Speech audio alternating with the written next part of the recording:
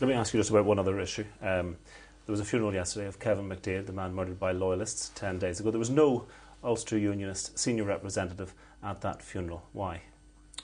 Well, I think, and I mean, I want to caution all of my remarks in this, is that to say that we don't want to make or exploit a situation which is already difficult.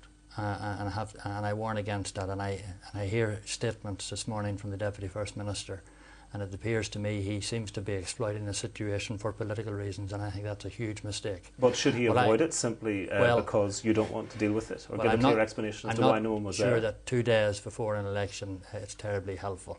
I think it is clearly on the record the Ulster Unionist Party and its local representatives. My colleague David McClarty clearly condemned the murder of Mr McDaid. Mr McClarty paid a visit to the home to offer his personal sympathy to the widow and to the family.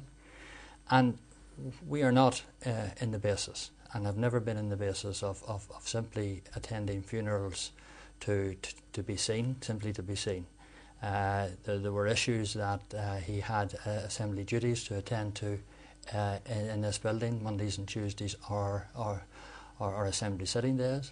And that took priority? Well, there is a balance here, and simply turning up at funerals to become a professional mourner is not, in my judgment, good use or a proper way to display the genuine sympathy that David McClarty feels and is committed to improving community relations in the Coleraine area. But Martin McGuinness's point is that there's a lack of leadership, and if this had happened in the Waterside in his constituency and Republicans had killed a member of the Protestant community, you would expect him to go to the funeral, would you, if the family were welcoming it? Well, I have to say there is significant caution to be had in taking lessons on protocol and proper behaviour from people like the Deputy First Minister, given his hardly unblemished record.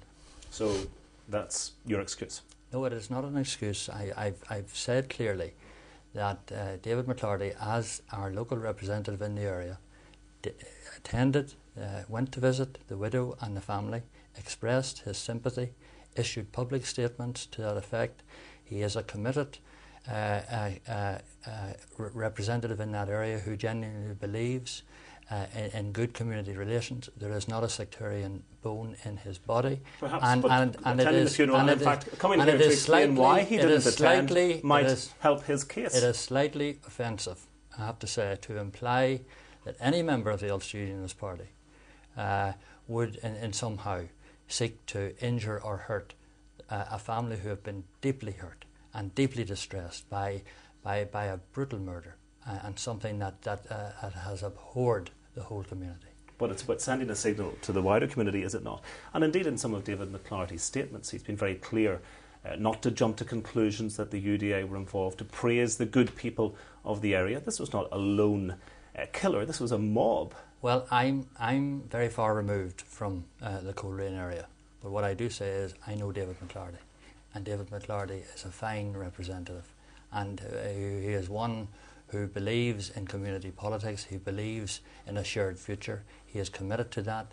He is chair of a local community association. His record in community relations is a very good one, and I think it's rather a pity for people to somehow cast doubt on that in the run-up to an election and in the background to a very vicious and cruel murder. Danny Kennedy, we'll leave it there. Thank you.